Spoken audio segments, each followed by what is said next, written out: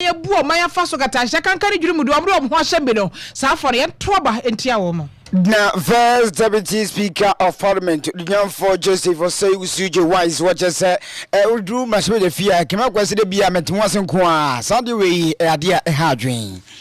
Executive Director Adama Center for Democratic Development CDD Ghana Professor Henry Kwesi Prempen watches about to come sign one more agency and Tom Swabam Penifon. Let's uncle so ye pa man you 20 boys uncle Tom go baby. The National Commission for Civic Education NCC or just say a fiaba to no can I go for you do any at fish in school. Mabruzo Yandia Zia Pejuma. NPP amayokona ensanhwe for shamu no kire se mahwade anisi for ye no mahwade na no enra esi wo mrahye badwafie no anisi for hyase enye ne kwan ya mo fa so wafia bato mpeso omudi nkurim no emu ba ko na enra yehu ye no na ebeko director for Amnesty International what just said this year the amount bi no makika kan so bi wodi ho wu a was say wodun ankasa ya twena so ho no prefer na se no maja to be say nipa bi wo ya hu sadi ya bandani a je pa and somewhere near for bi da nwumre yasini koso ba kenkan dia som akenkan fo ne ye me rantenu aba ma me efom wa kafena mene jidi asa de go track 1 ye gina so aba Sikka FM 89.5 yes suma santimai Sikka FM track 1 ye ne yakro no 89.5 e Sikka FM 89.5 yes suma santimai Sikka FM 89.5 yes suma santimai Asuma santimai Ghana man ye wiase nyina ka wa fai ma yenwura asumne mo ankasai Kani Auditor General Eyora Daniel Yao Domlevo wana dia to Ghana fo nyina anim se sadia katasha kankani dwirimu die ekoso o memo hase no ha no pa na kani anu ye dita den no ane kra no waka ho asam sa seria wo betena afie nyira da guso waka ho asam sa ya dia eku o mai papa panyasem ketwa katasha kankan dwirimu die ye ade ba ko ama wo masika ahirigu eguzu angu fam gu nkofo botom kogu o mon botom wo mafum wo monsa nyina da mo didibi katasha ne koyen pa na no wa chese wo de ka kire Ghana fo nyina se ya hunu na nsan empanifo huduo bi etete abemu ya mo mutumi ya katasha kankan ne dwirimu die ho nsama farefare wo mo ya kan wo mo mfi enti afia abato no ya fie kokromoti emfo pam sampanifo nyina nkotungu baabi na ye nkire wo mo sasafo no wo mo ntumi eni eso ense yesika saa kwa na wo chesese ye saa betumi aboa omanfo no ya no betumi abirimu a na so ekwodu abato so na se ya nto amfa ntia safo ne yesanso de omo bade na ekwakwa yesa ketasha no ene yefo so aya mu omkwan emo ya kafrigenje ni saa enti December 7th brenu so a yankoto oba no emfa entia wo mo na yempam wo mo kura emfiri aban mo yentie owura Daniel Yao Domlevel. What kind of generation is this? It's a very wicked generation. The generation ahead of us is a very wicked generation. They want to take everything today and what will even come tomorrow. And we must stop it. You have enough knowledge and power to say to our leaders, no, enough is enough. Unfortunately, we are in an election year. Let's say enough is enough to anybody we think is corrupt. Not only at presidential level, but even at parliamentary level. You know them. Even this is assembly. You see the guy is corrupt and you keep voting for him. Are you not making the corruption to survive? So please, let's make sure that we stop them in their track. Otherwise, you and I, we have no future. Yedi da ache si anto benti a omde a ne yakoso mo motena ba mu de yedi da ache bia Owura Daniel Yao Domlevel ade nsemu nyina etudwa ewo epoyama ntama hin krokofo duemo bra na eye Crusaders for Change wo mo ayi wo mudwumadie ene ode nsemu ekokotudwa no chi wo baba kakra ade ma atemu adwuma no yenti ano so de okan. My last admonition go to the judiciary, especially the Supreme Court. I would like to admonish them that they should heed to the advice given them by the Minister of National Security. Honorable Kandapa told them that if your interpretation is tilted so much towards us all the time, it will create a problem. Obviously, it's creating a problem. Because most of you knew what the results of going to be before it came. I don't think we need that. We need nationalism. We have only one country. Ene ati ye kane auditor general Ra Daniel Yao Domlevo na dwumadi kro no ase na chief crusader against corruption in Ghana Emmanuel Wose Jr. wono so ekasa yenti no. We have lost it, and the reason why we have lost it is because you see, when you are fighting corruption, there are three things that you need. First one is leadership, the second one is institutions, and the third ones are laws. And when I make reference to institutions, not just general institutions, I'm making reference to anti-corruption institutions. The same way when we are making reference to laws, I'm not just talking about any laws, we are making reference to anti-corruption laws. We have totally lost the fight against corruption in Ghana, and that is why we describe it as a nation in a sinking ship. Look, when you talk of the institutions, anti-corruption institutions, IOCO, SHRAJ, Special Prosecutor, CID's department, what you can think of all of them, the IGP's office and all that. The first question you ask is, who appoints these individuals? A chief crusader against corruption in Ghana, Ra Emmanuel Wose Jr. Na yantas o kasebud na femi fan ko first deputy speaker of parliament. Unya for Joseph Osei Usujo Wise dede. Ni kase gina akogina masoje fie de gina na se nei masoje fie. Sende wo asibi edada hold na wo ye odwumadi no nsem fatakra de santi ana Jo Wise eje se ne adwuma e de ahwe wonsa no nya sa adam masoje for on eye de santi no ade hano na wadi won hu ya pa se ne sewunti afise edanda gina wo kwa setina be center kwa wantwi ni no ma wo brenu a hye nkofo bo a da gina bo se Ghana fo gina 88 na afei akyeye ahye de santi no je se tande we yade a ekoso a ha dwen na mrehwe de fie modwuma se na fata na osamo ye ma o manje chie kwa ni mu nya no kra na mrehwe de fie fo won eye de santi no wo na wo hwedie sibetua bo na is parliament ya won atin asia no won edi odwuma se mrehwe de fo no enya sa kra no wo ye no wo je se wo de tu manfo binum a won aba mrehwe de fie ne adwuma so a wabo na wanti ho ye bibia wo mu ne nei de adechia sei sa no wo gina yade a ha dwen pa na de o kamana ko wie gina ne se ko ba ne si adwuma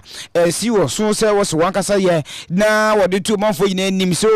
de se free national school bena best better ho na o mampani bi obetumi aba bia on hwese e bi obetwam wo nimum obeto so no ye na fei bena wo do gina nso wo ho a wo na hwe adi mu so betumi adi wo dwuma no sa de we ko ba sa de ha dwen pa no the nam sma first deputy speaker of parliament unyam for Jo Osei Usujo Wise say ade we ni no ma bia ekoso emreso de fie no ade ha dwen pa nti sa no ma we gina no wonhwe na fei wontumi enti asese ade we no wonhwe se na dwuma e wo se oye no ogusua no be ye nimum se ko ba ne se wantwi ba na osorija ho na se emreso de fie da wodan pan emre ko obi anko ho a adwuma se oye no enya sakra ene betumi aboba ne san so man economy no eso etepa na senior first deputy speaker of parliament dunya for Joseph Osei Usujo Wise echemu e de chance for enie. Let me say that I'm disappointed in the 8th parliament generally. I said it the other time that we have done very little in legislation. You can just take the number of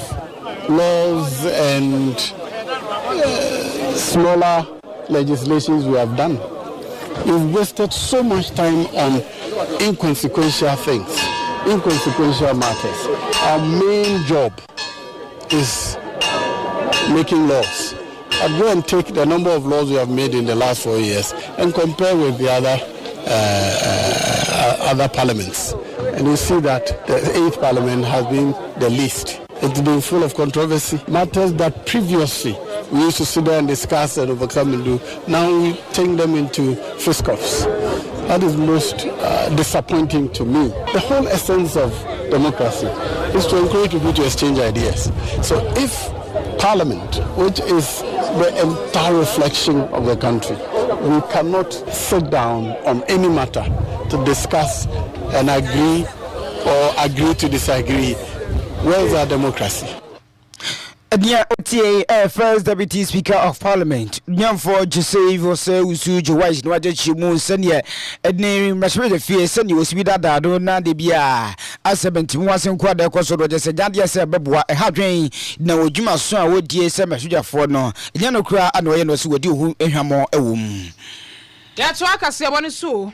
na executive director Edema Center for Democratic Development CDD Ghana Professor Henry Kwesi Prempeh ene ekasai ne nsam nyina ene sa afie ne sanka boto kwamisan ewura ne nwura bafa ejina se ento omoso aba mema mpani wo memu no esanko sonso yepa no chim esanko de huhu mo paasi wo mo so no huhu so a wo wi a wasone so no achim ankasa na entete bebrebe na ewo mu no wasane nyina ato agu papa e kire se Ghana ha ye nyina yenim se amanyoko nu egu ase no de from se amanyoko nketua no dodo no aso nkasa ma MPP no nkasa ma NDC utie wo mo nkasa ne se de ese wo ye wo ho mo bere wo ho wase horum no a wo bia wo ba bia na ni kire wo bia wo bi okasa ma no MPP ni NDC asa ye de wo mo delay anim ena we gina ha we gina nti amanyoko nketua na egu ase no obia wo ba bia wo die so we wo ni NDC achi a no di MPP achi enu ntina papa ne che se ne sanka bato komisa de na non na sone ne hwini nyina atofom no hwe sa amanyoko ni nyina de okasa ma MPP no oni MPP na nam no why na to atwene baabi ohwe mo de okasa ma NDC no wano so ni NDC na nam no why ono so atwene baabi sanka bato komisa ye ne sa ankanya ne se nipa makomako edumiensa ya seriara bana de mono omo aka press wo mutiba basoyi prakonkrat atententin sei na la biada na abato ne so na ye kwate krata ma wase atententan toma pofamua na ekura wonsam na fe na wo ko hwe ba bia candidate ni ti wansa ne ada akwa fam na nchen ho chese wo chese yo ha bebre awa bre sa amanyoko ye sanso ba nyina da ye ni mbabia wo bia ye ni niema ko ye ni obi o ne ko nakra na omo no oboko siata fri nyina da ye ni mo mu nyina wo chese na sa anka bato komisan esolo so pa na ebeka kakrabi oyere sa anka betimi aboa sentia prof eka sa nsemwe no yenkoti ono anka semwe yi 13 or so people on the ballot. I think if the electoral commission was more diligent and scrupulous, there would be fewer. One has to wonder why we have the numbers that we keep having on the ballot every election, when in fact some of the requirements for being a party separate from independent candidates. Clearly, you and I know most of these so-called parties on the ballot do not meet it. But there is folklore about why it is that they are on the ballot. And it is basically as proxies for one or the other of these two parties. For the purpose of influencing decision-making at the IPAC is the theory that I hear. Executive Director, Center for Democratic Development, CDD Ghana, Professor Henry Kwesi Prempeh. Ma yantraso na femi fan called National Commission for Civic Education NCC. And the worker say now because na HS e ba na gumesua mu oni apomede eni adwuma ye for man for dia komu no a ya dia Ghana fo gina da wan koma so. So ni se ugina ni gina ne se afiwe ya abato afinti man fo gina che wona adwen dia yi won kandifo se da be ya dum hodo a ohia o memu ni gina betimi aba won chensa na nam no na National Commission for Civic Education NCC HS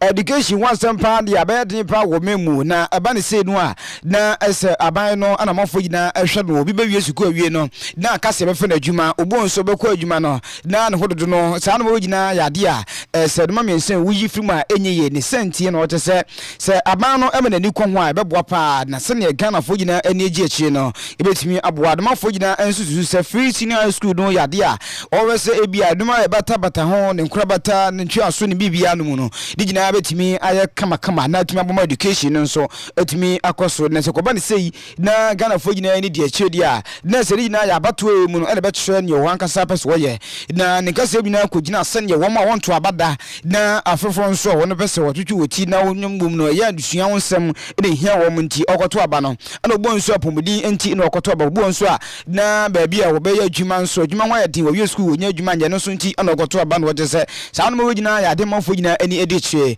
na saa nkomo gina kroso mrako adwumadie bi a na wato ne din say report launch eno ana NCC Director of Research Monitoring and Evaluation Dr. Herita Sapon wojoju mu say saa no mo gina ya de Ghana fo gina wani die chi a enya de se wo bopo nkukumeti wo ho nti afiwe no ede no mama komako miensa ne de ka ho a Ghana fo gina eni die chi nti ebe yanka aban no ene ni opese wo babia no o ma nani nkon na afi nsuguma sua mu ni mpobede eni adwuma manfo gina ehwe no no betimi aba mu saa na wona afei kwa no beto aba ne de wani agi se nka adwuma semu no ene hia opa nti oni nkro obeba no ade a wei ene no mahodo obobbo so de chance dwofo se ade a Ghana fo gina ene di echi na sene director for research and monitoring HNC enie. Now to the issues that are great concern to Ghanaians. We found 19 issues coming up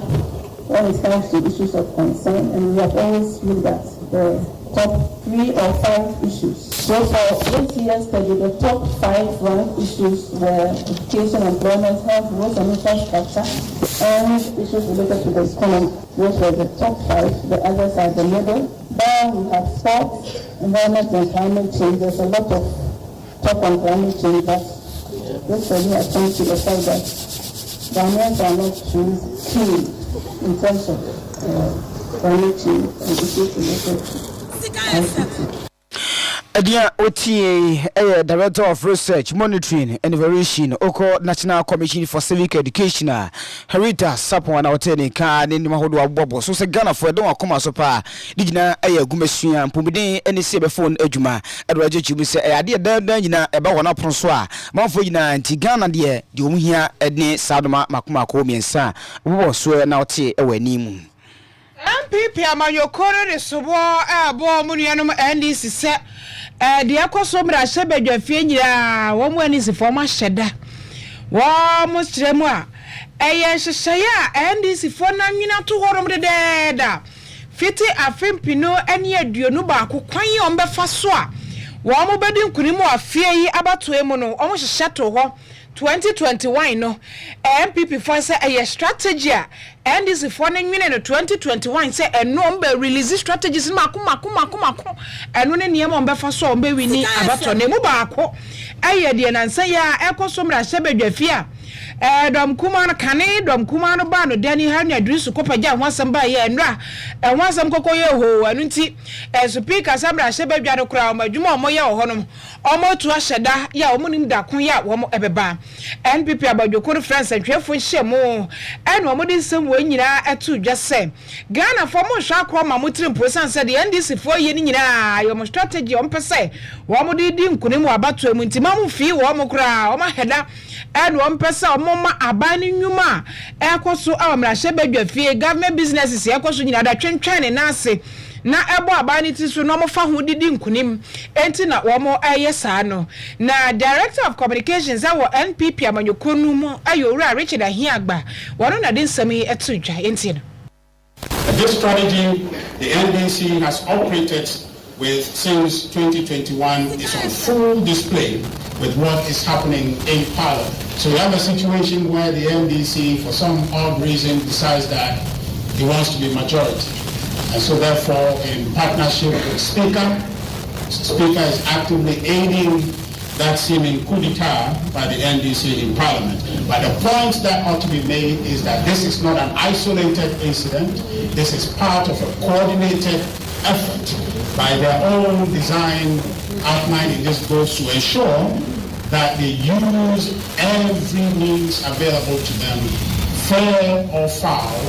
to affect, to disrupt, and obstruct government business. The NDC has resolved to capture political power, even if it means Ghana's economy going up in flames. Director of Communications, Sadema NPP,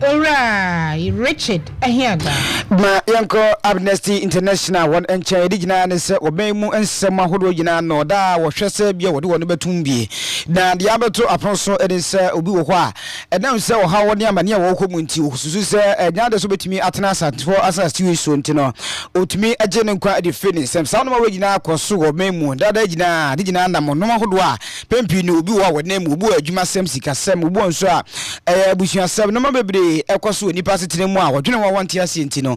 oduzu se bi a o hye no wakonfo ana wo de bibi edi ne ho wu a eno ne betimi abo ne sa kwan no so ne senti no ana isu se nipa bonefo sem ne senti ana mpempi no ye charge ebo wo mo se de wo ye no wudie te se de wo twesikan de akum obi ana se wogina obi so abo ne ntere ha sa no mo gina ana mpempi no court no ehwe se nipa ko no ye de no ebetumu na ne senti ana Amnesty International won se ade we akoso a ya de ha adwenti no nka bi mpemfo betumi ayi bibi dia fa ho a eno na ne ya bedo apon so se sia den sakraso kokora de abemoye Criminal Offences Act 1960 no ye yimusun kwa da yina so bi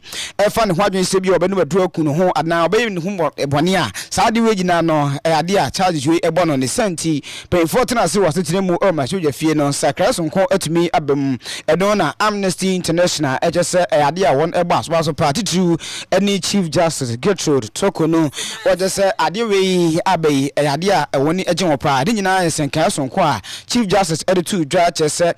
se obi edi ne ho wuo ana se wo ye ne ho bone no enya de se won ebe fene se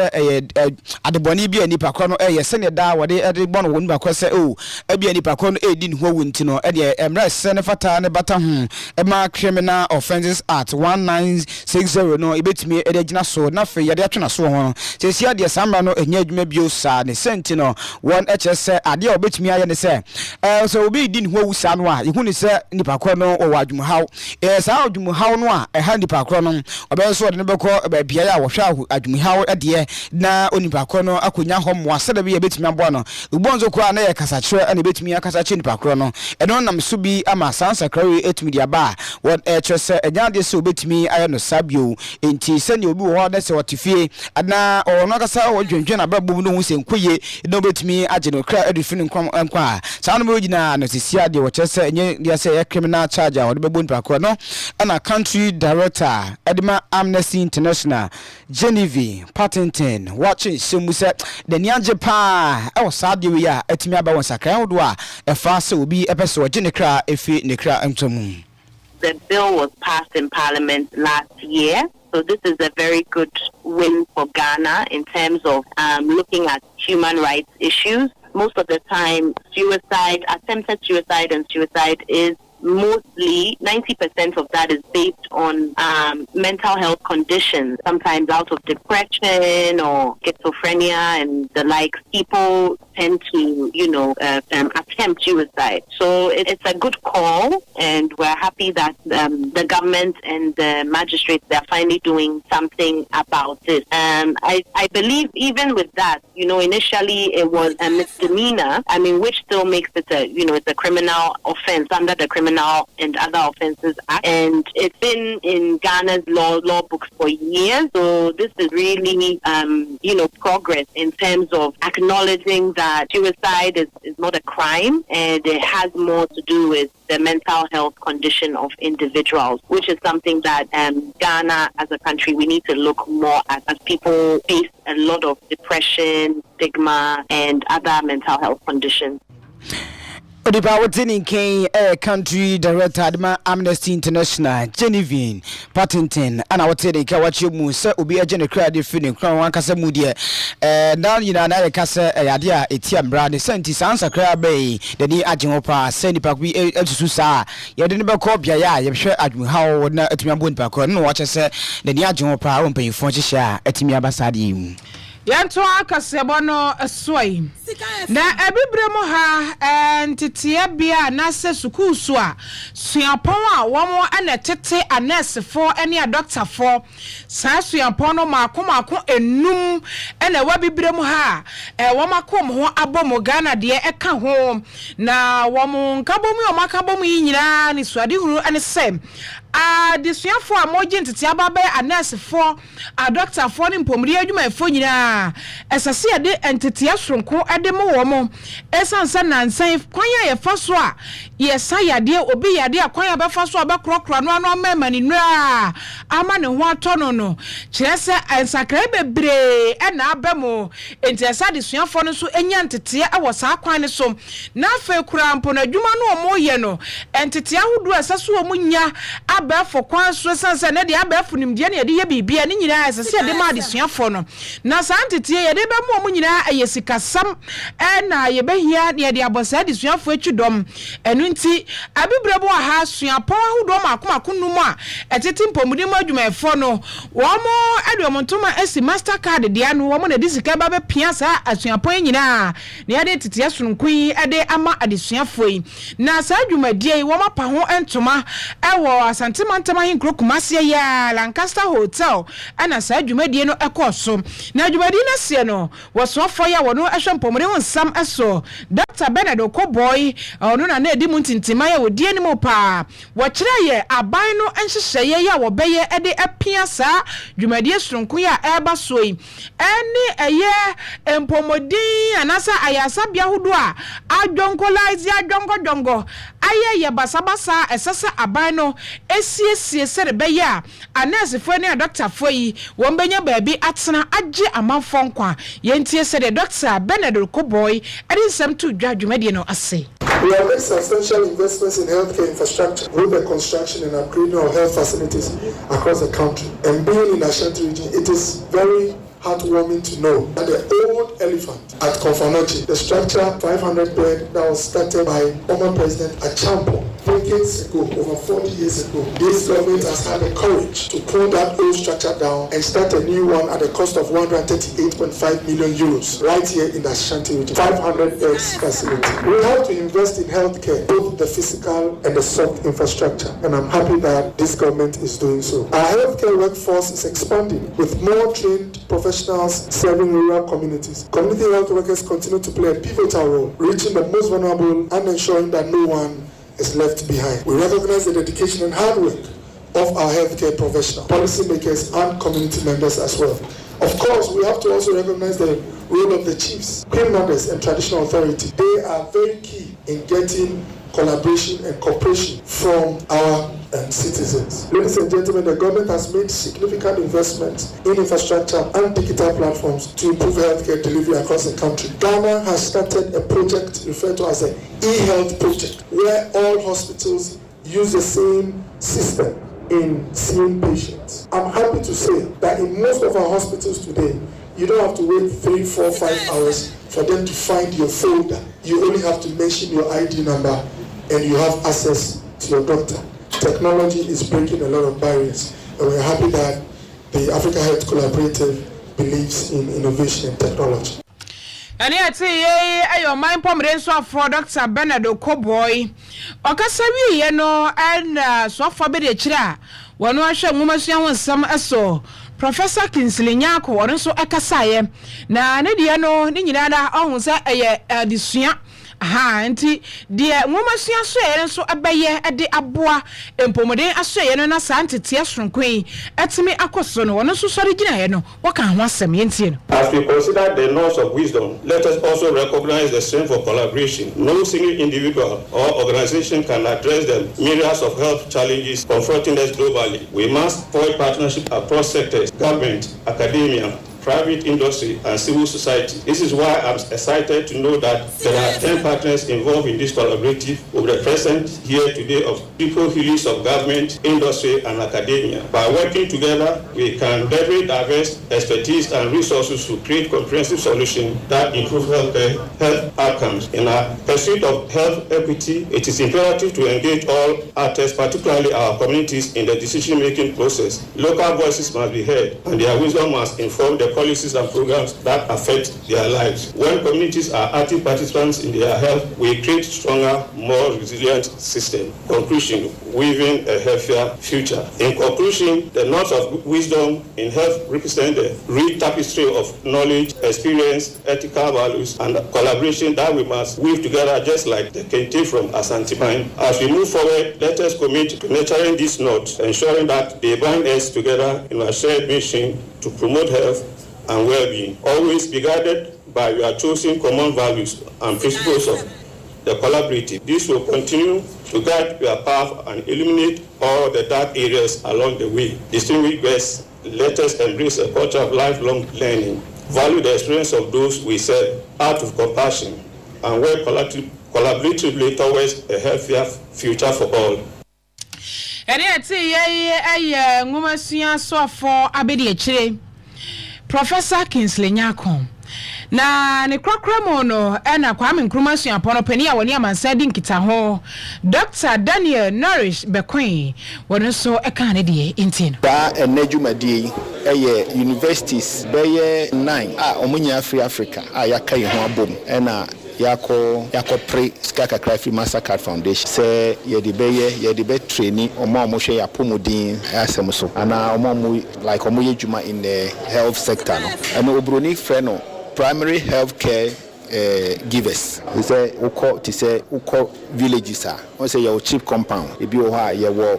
clinics nkete ebi wo nurse ni bi wo ho no ye dwuma so niam bi wo ho a won hye den nim enti saa dwumade we ye de training ta nurse for na omo ye dwuma e wo yen no primary health care services no na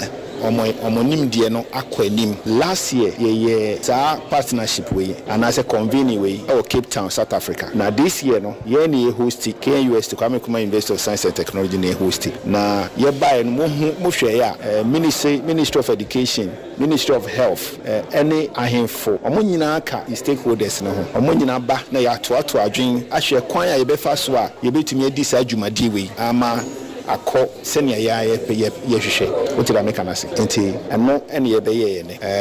eye program no 3 days shasi ye bie officially ene ochira ene fiada ebedi djuma wa hase ni nyina ya adwen toato a ye de behwe se butaya ye de ato ye ho so se ye pese ye hwe se obia owo ye health sector ti se ohwe nipa omoyare obetumi nanim de no obetumi akọ anim se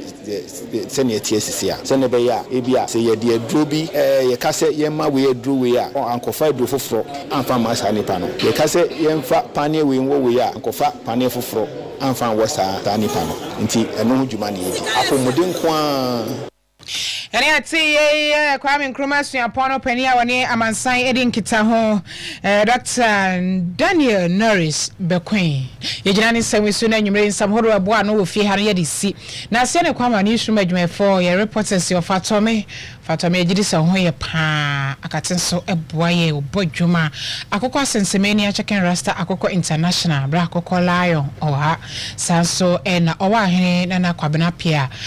no so ewa hanum se ni isuru Kwame Fori aboaje ewo ho adwo nyaakon ewo ho na afi adwo aboatema eno abone no de epiye so yesamo for your falasa na koje abo akra 95 years a onkita pomasi wo Bullet Fashion Center no DJ Bullet na nwumre wachinchim fruma no de asonye akenkan fo ne yeme mrante ne aba maame efomwa kafena mene Bermasem Kofi Douglas Gidi and Solo na birthday wo we free obidumbie oyerepa wase kwadiama ne nuaba Angela Buadua okosuku okokofu Nursing and Midwifery Training College enti wase edewa woda happy birthday